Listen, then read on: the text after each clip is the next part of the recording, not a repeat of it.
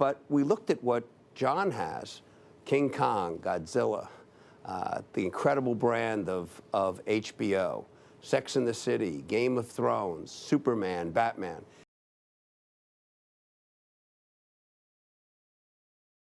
CEOs of Discovery, David Zaslav, as well as CEO of AT&T. He is John Stankey. So thank you both very much for joining us. I want to start with changes of directions. And I'll start with you, David, and then I'll turn to you, John. David, this is something of a 180-degree change for you. You prided yourself in being involved in non-scripted, relatively inexpensive production programming. Warner is exactly the opposite of that. Very high-end, expensive, scripted. What caused you to have a change of heart? Well, first, in many ways, we're really in the same business. We're both global IP companies. And we've been on a mission to aggregate more compelling stories and characters and IP in the U.S., which is why we did the Scripps deal with HG and Food, and why we got into business with Oprah and Chip and Jo. And so, you know, even though our content may be less expensive, we still aggregate to about 20 to 25% of viewership, depending on any given night in the U.S. And outside the U.S., we're the leader in sports in Europe with Eurosport, and we have free-to-air channels in a number of markets where we're like NBC or CBS, as well as being in the cable nonfiction business. But John and I are really aligned in strategically trying to get to scale above the globe, to be a meaningful, scaled competitor. And in order to do that, you need great content that people love. And one of the things that we looked at, we launched Discovery Plus, very strong, great product, great reviews and app ratings, and people are using the product for 3 hours a day. But we looked at what John has, King Kong, Godzilla, the incredible brand of HBO, Sex and the City, Game of Thrones, Superman, Batman, and we started to think about it as a combustible combination. You got some incredible IP that people will pay for before they'll pay for dinner. And then we have a bigger library than Netflix with content that people love, whether it's Oprah or Chip and Jo or Food Network or HG or the BBC content, Planet Earth. And so I think this is just a way that kind of assures that Warner, probably the top of the pyramid in quality IP and quality talent that's loved all around the world, together with the content that we have, where we are already the largest global media company. We have more global IP than anyone else, and when we come together, we think it makes us a real formidable global IP business to compete with the best in the business. So John, David says that you're at least in the same sort of business, even if they're different ends of the business. But you've also had something of a change of heart here. There was a major strategic decision made to really move into the media business as a telephone company. And now you're really reversing that. You're going to go back to your roots, the telephone company. Let me understand. Looking back at it now, was the strategy wrong, or did something change in between? Because let's be frank, you're leaving some money on the table. There is some value being destroyed. Well, I'd probably dispute whether or not there's value being destroyed. I'd actually say that we've managed to increase the value of the assets we bought by maybe about 30%. If you look at the cash we've taken out of the business, the assets we sold, and the effective value of this transaction, and some reasonable assumptions that once it trades as to how it's going to trade at a multiple. John, I just want to make sure I understand that. I think you bought it at $85 billion. This is $43 billion. Are you saying you got that difference out in cash?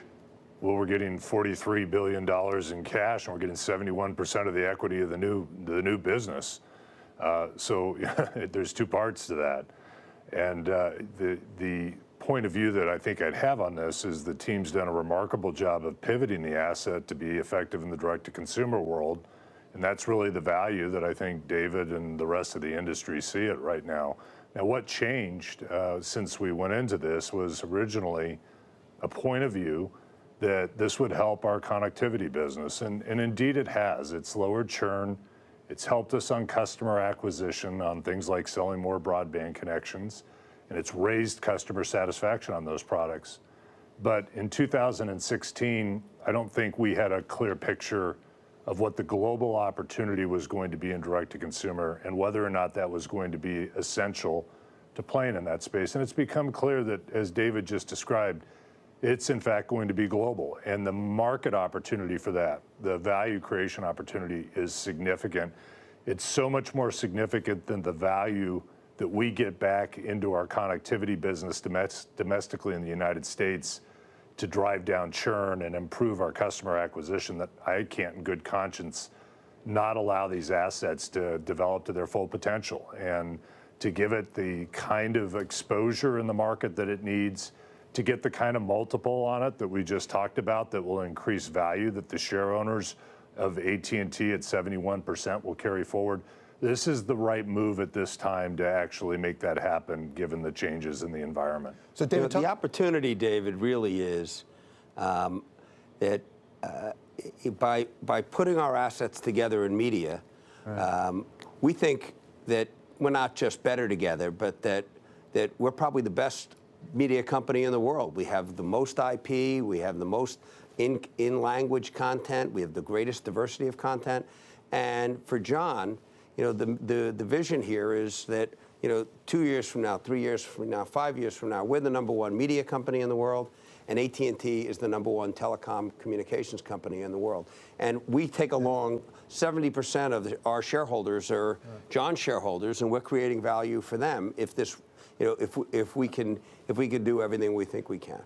So, David, I would be disappointed if you didn't have really high expectations. I think everybody's rooting for you. At the same time, even with this really large conglomeration you're putting together here, you're still well behind Netflix and well behind Disney when it comes to subscribers in the OTT space. How are you going to make that up? And very specifically, how much you're going to have to invest in content? If you take this combined entity, will you be spending as much more or less than the two individual on content going forward? Well, we're going to be spending a lot more than Netflix. Right now, it's between the two of us, we're spending $20 billion a year on content, and we expect to spend more than that. Together, right now, we have almost 100 million subscribers, and neither one of us have really deployed aggressively outside the U.S. And we're differentiated in a meaningful way in the U.S. now with the extraordinary IP that John and his team have built together with Discovery. It's a very differentiated and compelling offering. However we do it, whether we put it all together at one price or whether we do it as a bundle the way Disney has. And around the world, we have between 10 and 12 channels in every country. And we've been outside the U.S. for over 15 years. So as part of this offering, we also have a big library of in-language content. And we got teams on the ground everywhere in the world to drive the international. So we think we're very well positioned to drive this. And we have the kind of IP and the stories that are coming out of Warner Brothers are stories that are loved everywhere in the world.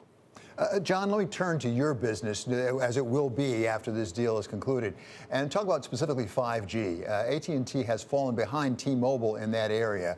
What kind of investments do you need to make to catch up and pass to be #1 specifically in the 5G space? Well, T-Mobile clearly had an opportunity given the merger with Sprint where they picked up some spectrum that was suitable for 5G deployment. And that allowed them to move a little bit quicker in that area and actually cover a little broader cross-section of the United States. However, our 5G network is very present in major metropolitan areas all over the United States, which is good news for us, the bulk of where our customers are. And I think as you've seen by our momentum in the last several quarters, customers are voting with their feet, and they like the offers that we have in the market. They like our overall service proposition.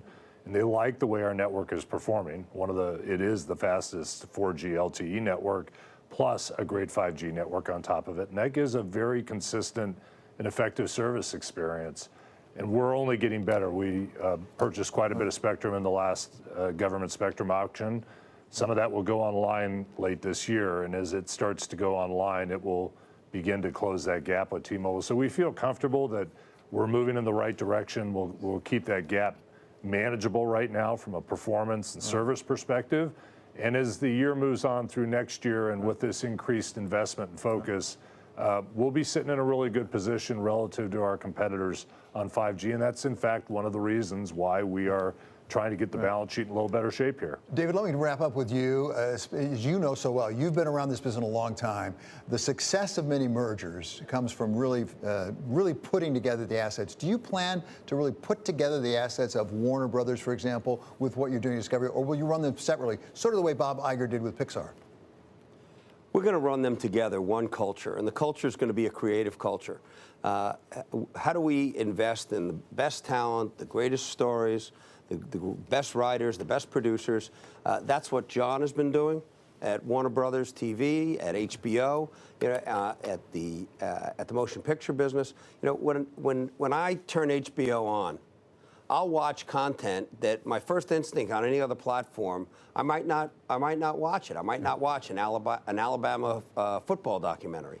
But if it's on HBO, you know the storytelling is another level, and that's the quality of the Warner business. Our conviction for great storytelling, great characters at Discovery, and I think there's room for a company that really embraces the creative community, with support and fun and plenty of funding, and a platform that we can take it all around the world. So I think with these assets together, we're going to have a hell of a run. John, you put some really attractive assets up in play, as it were. Is there room for another company to come in and make an offer to try to break this thing up? Well, look, we did this transaction because we wanted to do this transaction. We thought it was a great match. We think the content's incredibly complementary. We think it's got a really strong process and path to approval in the regulatory environments. We think the management teams will gel well together. And for all those reasons, I think we've constructed a transaction that's really sound and solid, including voting agreements with some of the large minority shareholders in Discovery that basically has about 45% of the vote already set up for the transaction. So we feel we've got a very strong contract. We have a very strong approach. We want this transaction to close. We want that kind of knowledge and certainty for our employees. And we're going to keep moving down that path. I'm pretty confident we're going to get that done.